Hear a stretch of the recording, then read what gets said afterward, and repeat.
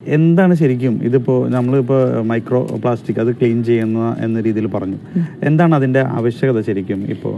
Micro plastics നമ്മൾ plastic എന്ന് പറഞ്ഞാൽ നമുക്ക് എല്ലാവർക്കും പരിചിതമാണ്. പക്ഷേ ഈ മൈക്രോ പ്ലാസ്റ്റിക്സ് അല്ലെങ്കിൽ നാനോ പ്ലാസ്റ്റിക്സ് എന്ന് കേൾക്കുമ്പം അത് എന്താണെന്നുള്ളൊരു ആകാംക്ഷ നമ്മുടെ ഉള്ളിലുണ്ടാകാം. നമ്മൾ വലിച്ചെറിയുന്ന പ്ലാസ്റ്റിക് വസ്തുക്കൾ, ഇപ്പോൾ നമ്മളൊരു ഉപയോഗിച്ച് സിംഗിൾ യൂസിൽ ഉപയോഗിക്കുന്ന പ്ലാസ്റ്റിക് കവറാകാം, പ്ലാസ്റ്റിക് കുപ്പികളാകാം, നമ്മൾ ഉപയോഗിച്ചിട്ട് അത് വലിച്ചെറിയുമ്പോൾ അത് പ്രകൃതിയിൽ നമ്മളിലേക്ക് തന്നെ തിരികെ എത്തിക്കുന്നുണ്ട്.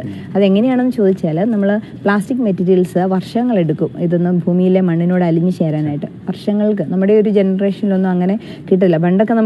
പണ്ടത്തെ തലമുറയുടെ അവശിഷ്ടങ്ങളായിട്ട് ഫോസിലുകൾ ഉണ്ടായിരുന്ന പല ഏജുകളുണ്ടായിരുന്നെങ്കിൽ ഈ നമ്മുടെ ഒരു അവശേഷിപ്പായിട്ട് വരുന്നത് ചിലപ്പോൾ പ്ലാസ്റ്റിക് ആയിരിക്കും. നമ്മുടെ പ്ലാസ്റ്റോസീൻ എന്നായിരിക്കും നമ്മുടെ ഒരു തലമുറ ചിലപ്പോൾ ഒരുപക്ഷെ പിന്നീട് അറിയപ്പെടുക. അതുപോലെ അത്രമാത്രം പ്ലാസ്റ്റിക്കിൻ്റെ ഉപയോഗവും അതിൻ്റെ മലിനീകരണവും രൂക്ഷമാണ്.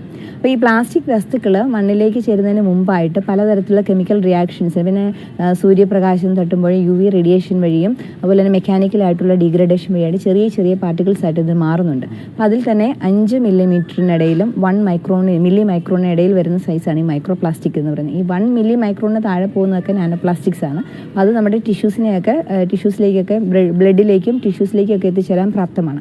ഈ മൈക്രോ പ്ലാസ്റ്റിക് ആണ് നമ്മൾ മെയിനായിട്ട് സ്റ്റഡി ചെയ്തിരിക്കുന്നത്. അത് നമ്മൾ സാധാരണ പ്ലാസ്റ്റിക് മാലിന്യങ്ങൾ നിർമ്മാർജ്ജനം ചെയ്യാൻ ഉപയോഗിക്കുന്ന സ്കിമ്മറുകളോ അല്ലെങ്കിൽ നെറ്റുകൾ, ഡ്രഡ്ജിങ്, ഇതുവഴിയൊന്നും അതിനെ നമുക്ക് റിമൂവ് ചെയ്യാൻ സാധ്യമല്ല. ഇതൊരു ഫിൽട്രേഷൻ മെത്തേഡ് കൂടി തന്നെ വേണം ഇതിനെ മാറ്റിയെടുക്കുവാനായിട്ട്. അപ്പോൾ അത് നമ്മൾ പല സൈസുള്ള മെഷുകൾ ഉപയോഗിച്ച്, ഫിൽറ്ററുകൾ ഉപയോഗിച്ച് ഇതിനെ ഫിൽട്ടർ ചെയ്ത് എടുക്കാം എന്നുള്ളതാണ് നമ്മുടെ ഒരു പ്ലാൻ വരുന്നത്.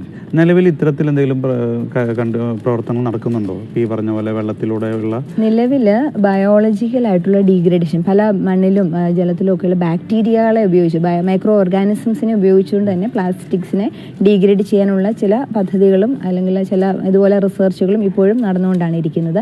പിന്നെ നമ്മൾ റീസൈക്ലിംഗ് പറയാറുണ്ട്. അതിനെ മെക്കാനിക്കലി അതിനെ നമ്മൾ ക്രഷ് ചെയ്ത് പല രീതിയിലേക്കും റീസൈക്കിൾ ചെയ്ത് ഉപയോഗിക്കാമെന്നാണ് പറഞ്ഞത്.